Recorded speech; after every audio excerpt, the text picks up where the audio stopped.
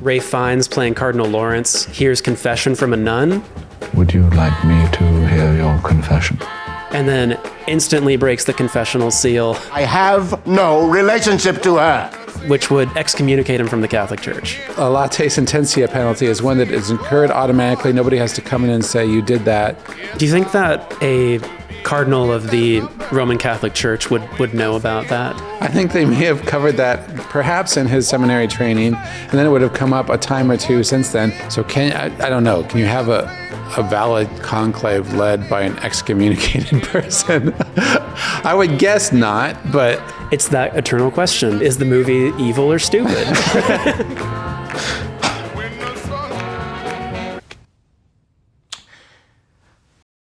All right, well, Conclave has been nominated for several Oscars, including Best Adapted Screenplay. So I'm very happy to be joined by Tom Hoops so that we can continue complaining about it because it's very annoying. Yeah, and I think we need to continue to complain about it because what we want to complain about is something we intended to complain about the first time, but forgot to complain about during our previous episode. It's kind of crazy we missed it. And the scene that we're talking about specifically is a scene where Ralph Fiennes playing Cardinal Lawrence hears confession from a nun and then instantly breaks the confessional seal, and which would excommunicate him from the Catholic Church. Right, and would open up a giant plot hole, which we'll discuss. And we had a discussion before this that people should check out where we talk about the kind of worldview that the film presents, which is that faith can only arise out of doubt, which is not true. Doubt is an incredibly disunifying thing in the Catholic Church, and faith is a very unifying thing. So how could faith come from doubt? As the filmmakers exhibit by being very certain about everything they say in this movie. Exactly. So we get into that sort of global view of the movie and the infamous ending. We will not spoil the ending today, but we will spoil a minor subplot in Conclave. I think another important thing that needs to be talked about here is our favorite YouTuber, MOVIEWISE, also did kind of a drive-by on Conclave. And that video is really about how the script is very basic to the point where it's basically just an outline spoken aloud. Where we're coming from is that you can't write a thrilling or thoughtful film if you truly do not know what you're talking about. So we're going to go in detail into the scene, line by line, and we're going to talk about not just where it gets confession totally wrong, but why that invalidates its big opinions about the Catholic Church and why it just sort of makes it an invalid drama. Well, and also, this is the Catholic Film Club after all, why it's also just really bad for people to have a movie that's popular that says that a priest can hear your confession, then suddenly turn around and share with somebody else exactly what you said. That's not a thing. It can't be a thing, and this movie makes it a thing. Yeah. Well, so here, before let me just clear one of these laptops off the table, Tom. What is, confession is an incredibly important part of my spiritual journey, actually. Just that recognizing that the Catholic Church has a vessel for forgiveness and redemption. But what is confession, and what does it mean to you as well? Right. Well, with the Catholic Church, there are 7 sacraments, of course. Most of them, all of them were instituted during Jesus' life. Only one of them was instituted after his resurrection, and that's the sacrament of confession, where Jesus appears to the apostles, breathes on them, and says, "Whose sins you forgive, they are forgiven." Right.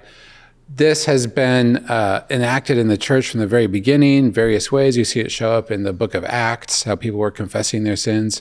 But today, I think it's a hugely important sacrament. And you see a huge renaissance of it right now. In fact, as we speak, or pretty soon, there'll be people lining up at Benedictine College to go to confession because the lines are there every day. Because it's an extremely consoling sacrament, psychologically consoling, but also a healing sacrament, like literally healing. It heals. It's a place for you to go and unburden yourself of things that you've done wrong and hear from the face of another person, you are forgiven, knowing that he is representing somebody else. The person he's representing is Jesus Christ, who's the one who's giving you forgiveness. And that is also why he can't tell anybody what you said under any circumstances, whatever, and we'll get into all of that. But it's been super important in my life. I know it's been super important in lots of people's lives.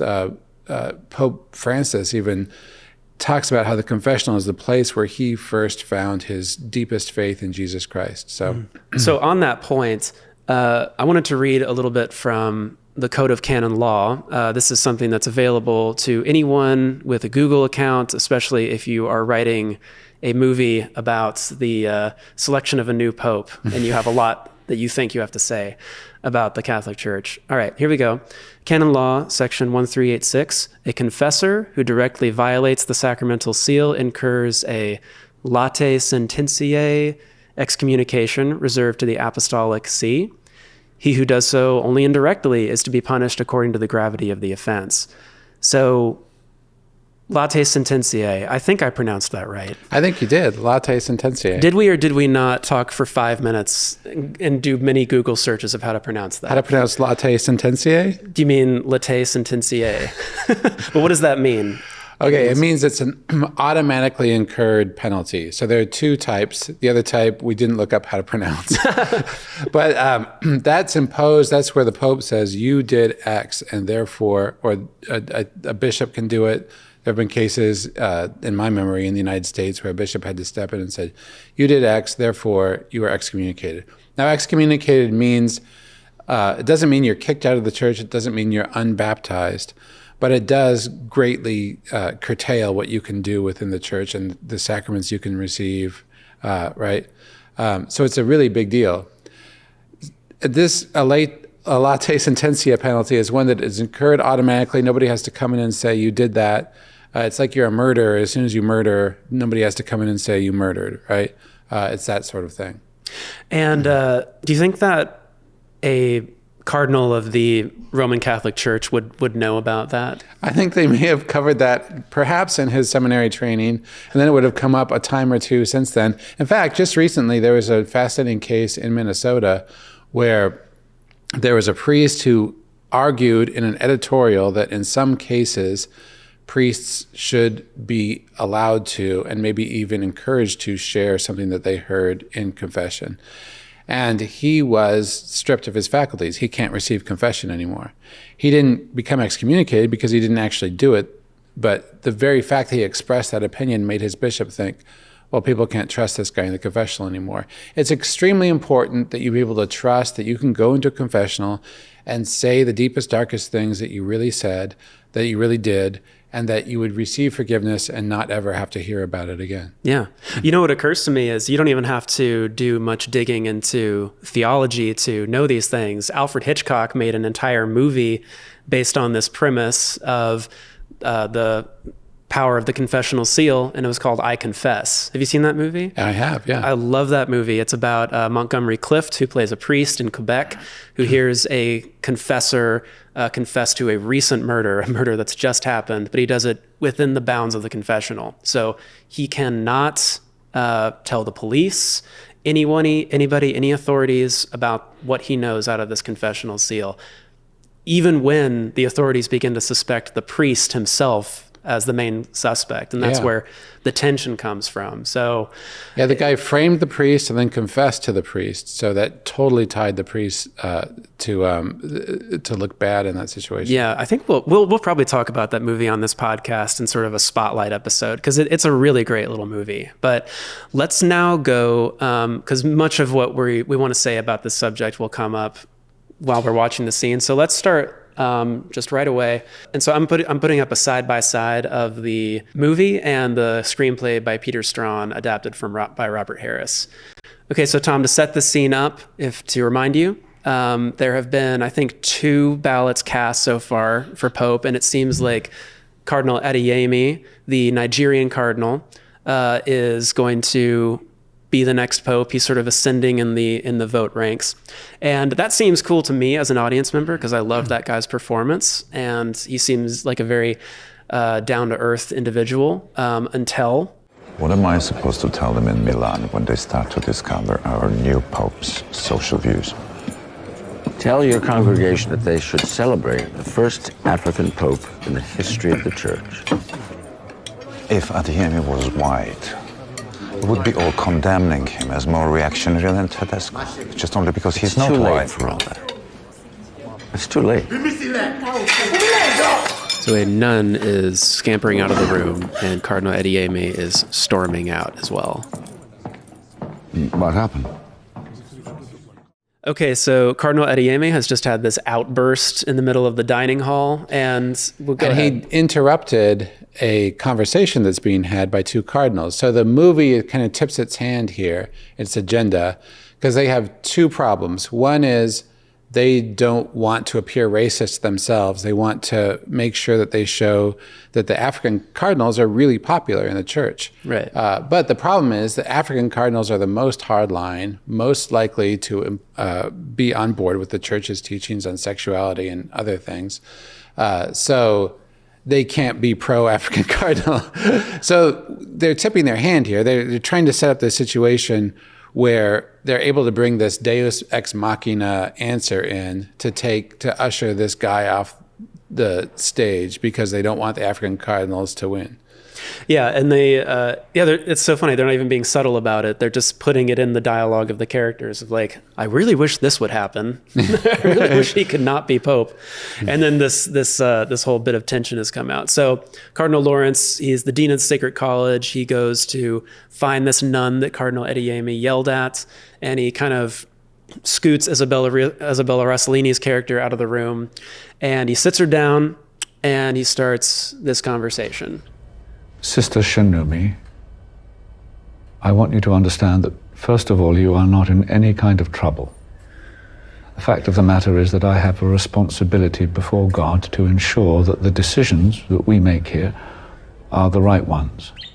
Okay, so right there, I wanted to pause and just, in the context of confession, someone could say, oh, okay, is this like an ends justify the means kind of situation? Like, is breaking the confessional seal similar to kind of an ethical violation by a reporter, like giving up an anonymous source? You were editor of the National Catholic Register for years. Would you equate those two things? No, the two things are totally different. This is a totally different situation. You're never, ever, never allowed for any reason, even a really, really good reason. If somebody confesses to you that they're going to commit a crime, you can't tell the authorities. You can encourage the person not to and tell the person that in order to receive absolution, they have to, not commit the crime. But you can't divulge the information to anybody for any reason. Yeah, and also, I mean, this would be a sin on the part of the priest. It really would be. So, we don't sin to do good. That's kind of antithetical to the whole Christian Catholic project. You can't do wrong seeing that good will come from it. You can't do wrong in order that good will come from it. Yeah. So, okay, let's continue watching here. Now, it's important you tell me anything that is in your heart or that is troubling you insofar as it relates to Cardinal Adeyemi. And she's not looking at him. She's looking at the floor. Can you do that for me? She's still staring, hasn't looked at him this whole time. Even if I give you my assurance, it will go no further than this room. Okay, so is that confession? Does that count as confession? Not yet. No, certainly not. Yeah. Because the penitent has to ask for confession. Isn't that correct? Right. Okay, so he's not really in hot water yet. So she looks at her hands. And in the prose it says, Lawrence sits at a loss, then inspiration strikes. Would you like me to hear your confession? And he looks up meaningfully at her, and we cut to Cardinal Lawrence outside of Adeyemi's room. Well, I mean, so obviously the confession angle is strong there. I mean, but you're also seeing the movie has to make these extremely subservient women. One of the points they want to make is that the women in the church are extremely subservient, don't have authority. So they make these people who are kind of in the background and kind of hunched over and kind of, like she is physically in this scene. They make her a very weak character. Whereas you could easily see a character like that standing up for herself and saying, if you've met any religious sisters, you'll know that they're very likely to stand up for themselves and tell you what's what. So that's one thing that irks me about the scene. Yeah. And so another part of this that kind of makes me laugh is in the prose, audiences can see that Peter Straughn writes inspiration strikes. And actually in the novel, Robert Harris goes a step further. He says, it was then he had an inspiration. Afterwards, he would always believe that God had come to his aid. Do you think this was divine inspiration, Tom? He was divinely inspired to break the seal of confession? I don't think so, no. Really? You don't? Okay, all right. Now, this opens a whole can of worms of improbability on the plot level, but I want to wait on that until we get to a certain part where information is revealed. So let's continue. So he has just asked for confession from Sister Shinumi, and then we cuts immediately to him outside the door of Cardinal Ediemi. I'll be ready in a moment, Dean.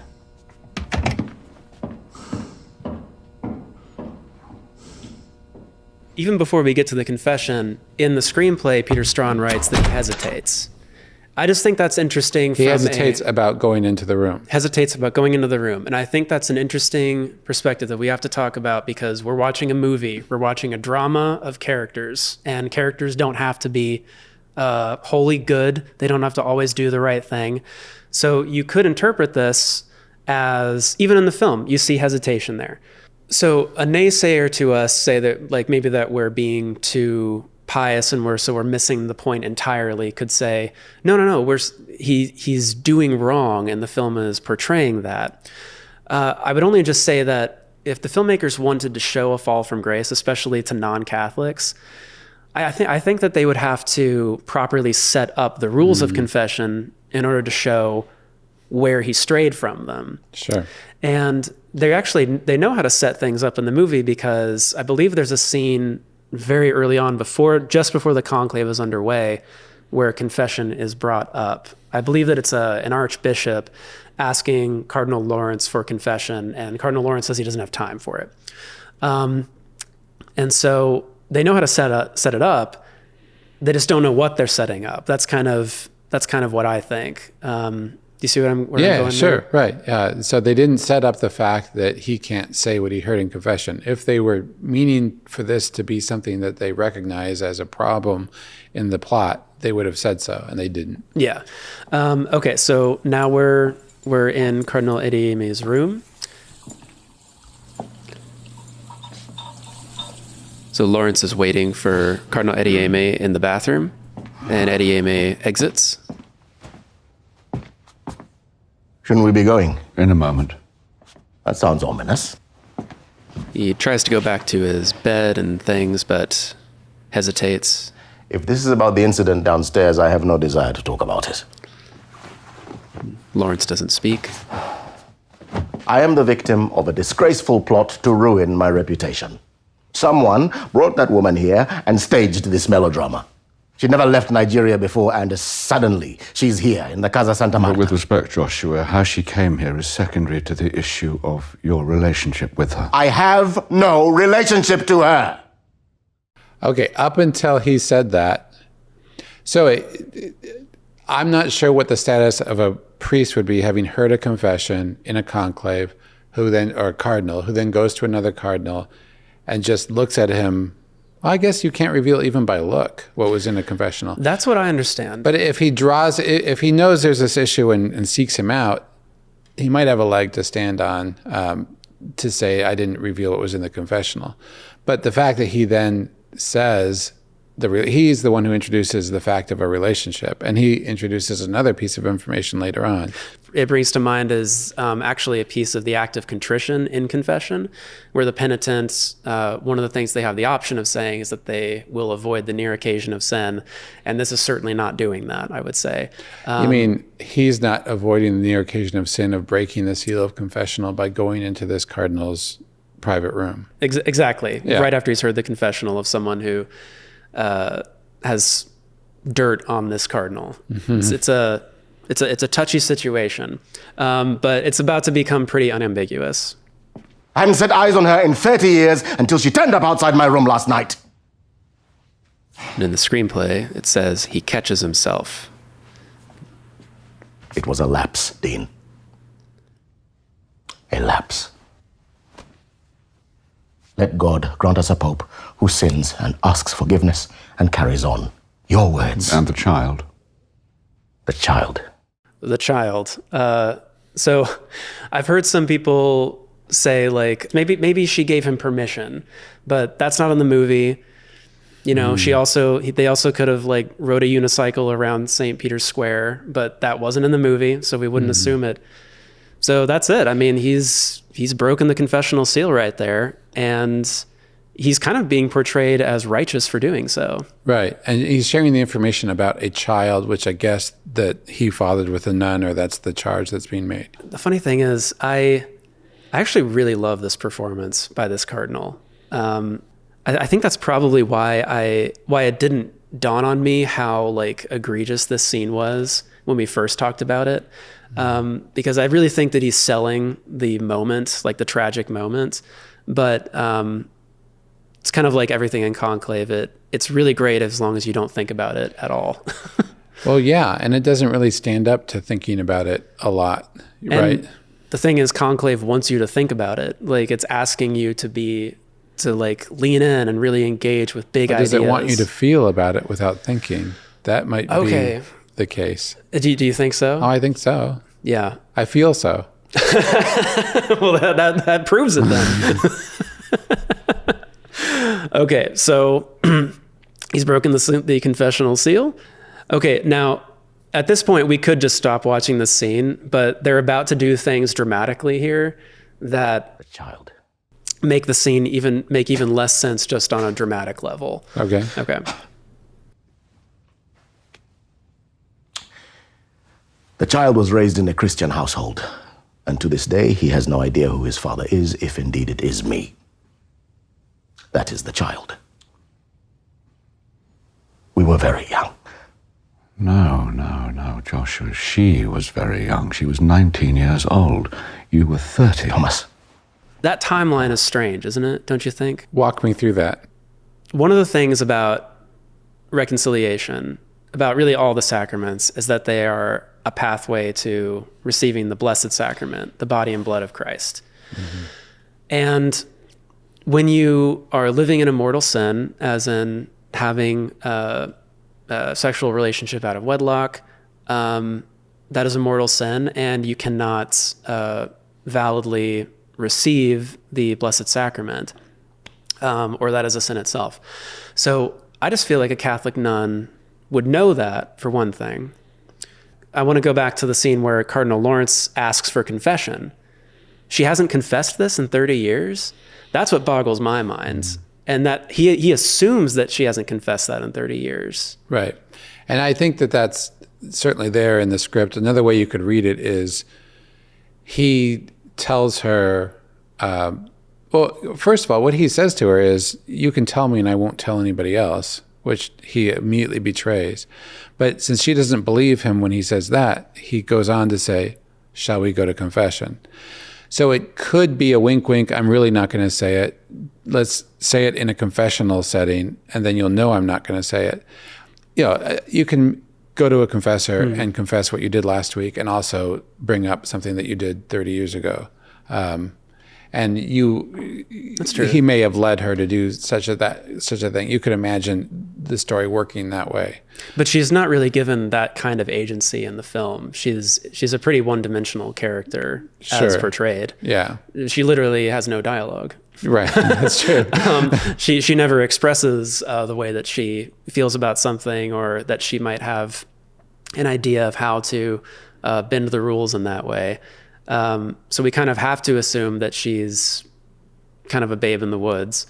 But it doesn't really make sense that for 30 years she either refused the Blessed Sacrament or received the Blessed Sacrament invalidly, or that a Mother Superior wouldn't notice this, counsel her about it. Mm-hmm. It just, like, that is a huge span of time, and it kind of boggles the mind that she wouldn't have, or that he would assume that she hadn't, to me. But I take your point, though. There's other problems with it as well. So they want to paint him as somebody who's a predator. Mm-hmm. So they make the age difference a thing. Mm-hmm. And there are predators in the church, and so that's not believable, unfortunately. But it's all in the context of them trying to make this guy look like a bad guy so that you will no longer root for the African cardinal. Right. And then at 19, would she have been a nun or not a nun yet? I assumed that she I guess was. you could be at but- 19. Yeah, Anyway. I assumed, and another detail that they brush aside. But that that to me just kind of made the film jump the shark quite a bit. Now let's go back into this scene though, because now they're going to do something that really just like blew my hair back on a plot level. Please. He's face to face with Thomas. I sensed the presence of the Holy Spirit this morning, I swear it. I am ready to take this burden. Does a single mistake 30 years ago disqualify me?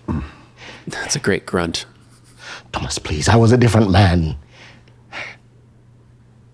Please, I beg you, do not use this to ruin me. Joshua, that thought's not worthy of you. Shinumi will say nothing to protect her son, and I am bound by the vows of the confessional. Spit take? What? So I still have hope. No, He stares at him, steps forward. there is no hope. After such a public scene, there will be rumors, and you know what the Curia is like. Nothing terrifies our colleagues more than the thought of yet more sexual scandals. I am more sorry than I can say. You will never be Pope. So he didn't have to do any of that? That's what he's saying. He's saying that it doesn't matter what he says to Adeyemi. It doesn't matter that what he heard from Sister Shinumi. The cardinals were not going to vote for him anyway because of the publicity. I just think that's shocking. Yeah. Like they just invalidated dramatically the last 5 minutes. That's true. Yeah. That's a good point. And he also says that he would never be able to reveal what he said. He refers to the vows of the confessional. Yeah, heck of a time to bring that up. Yeah, very, very strange. What comes to mind too is that, if they want to make a movie about like the wheeling dealing behind the Vatican and people that really, they don't care about God, they just really care about power. This is a perfect time and a perfect tool for Cardinal Adeyemi to say, hey, hold on a second. Did you just reveal what was said in the confessional? I don't know if so I'm going to take you down with me. Like,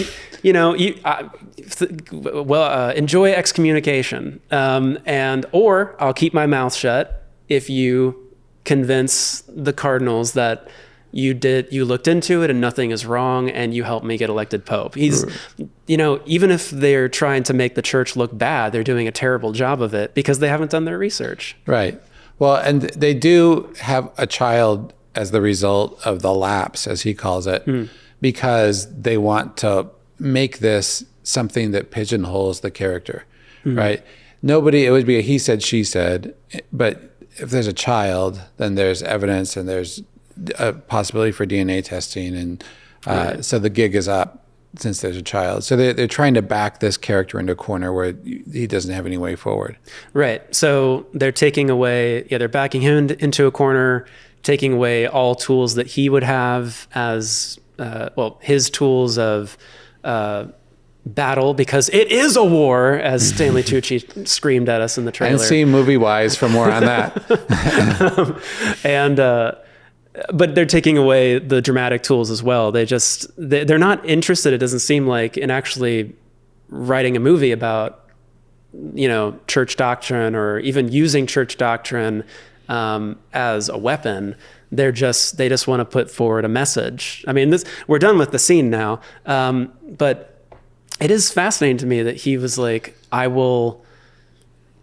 bound by the confessional seal. So what do you make of all this? So the big plot hole that is revealed there is that the guy in charge of the conclave is now excommunicated. So I don't know, can you have a valid conclave led by an excommunicated person? I would guess not, but it's that eternal question. Is the movie evil or stupid? Because I lean generously towards stupid because I'm a generous guy, Tom. Oh, no, I think, okay, so is the movie evil? Evil has a harsh connotation.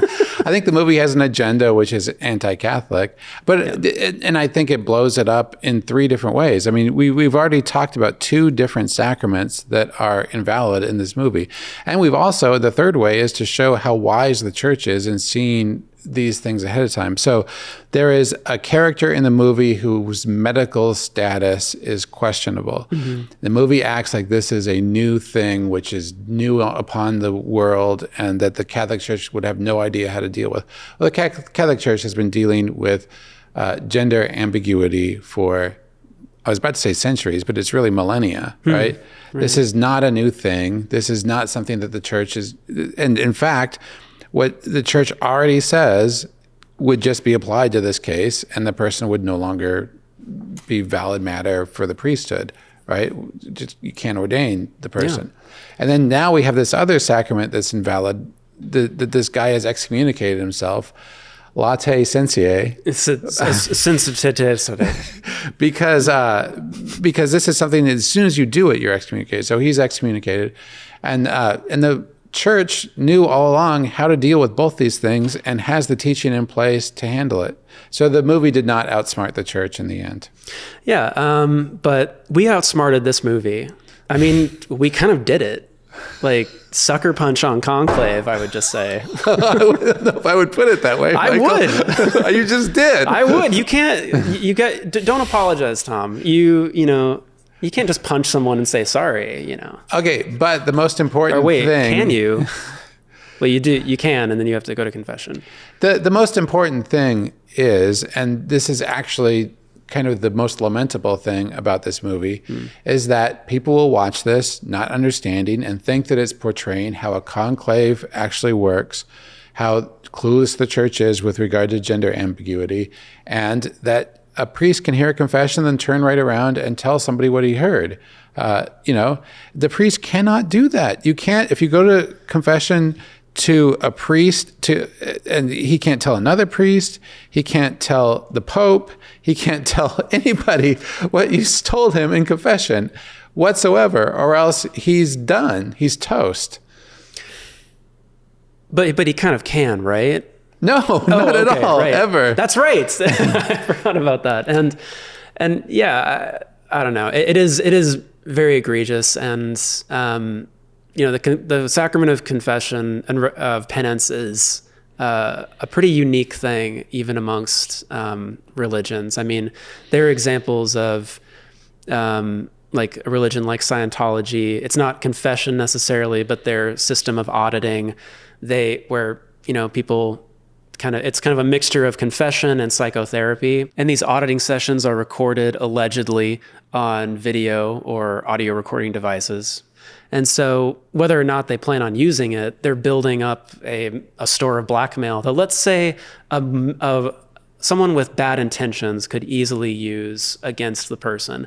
But I think that shows a stark difference between what the Catholic Church's approach to this is, which is, no, I mean, excommunicated. If you even put yourself in the situation to reveal this confession. So this is what happened to me in one case. I confessed something in the confessional and was talking to the priest later, because I knew him outside of the sacramental context, and referred to something I had talked about that wasn't a deep, dark sin, but it was just something I had mentioned in confession. And he's appeared genuinely clueless as to what I was talking about. So I had to go explain he wouldn't even admit to me that I had said something in confession, right? And this is why you see people come to a confessional and you see people, they look like, you know, tired, weary, wounded. They say, is there a priest in there? They don't say what priest is in there. All they want to know is a priest. Is a priest in there? Yeah. You say, yeah, there is. They go in the confessional, they come out looking 10 years younger, full of energy, like they're walking on air. The confession does such a huge thing for us psychologically and spiritually, and lifting these burdens up and away so that they're gone, they're forgotten, they're over. Jesus forgets them. they're as far as the east is from the west. They're buried at the bottom of the ocean. The psalm uses that kind of language about the forgiveness that you get in the confessional. Jesus forgets them. The priest forgets them. He does his very best to, and you can forget them. It's a beautiful sacrament, and I don't want this stupid or evil movie to ruin that. But it's a really good movie. It's just a movie. It's just a movie. I think that's the moral of the story. There you go. It's just a movie. But but Tom, thanks so much for coming back on to complain about it. Do you think there'll be a part 3? Do you think it's going to win an Oscar or 2? A part 3 to Conclave? Yeah. Is there a part 2 already? Oh, this is part 2. Part 3 to our Conclave discussion. Yeah, our little conclave about Conclave. I hope and pray there won't be. Okay. Well, I guess we're hoping that Amelia Perez wins it all. Tom, everyone should listen to your podcast, The Extraordinary Story. Just now you published the episode on the crucifixion, and everything leading up to that has led us to this moment, and I'm excited to hear the rest of it. Great, thank you very much. Yeah, it's getting serious. Yes, it kind of is. Stop laughing now. All right. I'm Michael Coy. This is the Catholic Film Club, brought to you by the Center for Catholic Media at Benedictine College in Atchison, Kansas. God bless. Go to confession. Absolutely. Absolutely. Oh, we're in this camera. I'm looking at Absolutionally.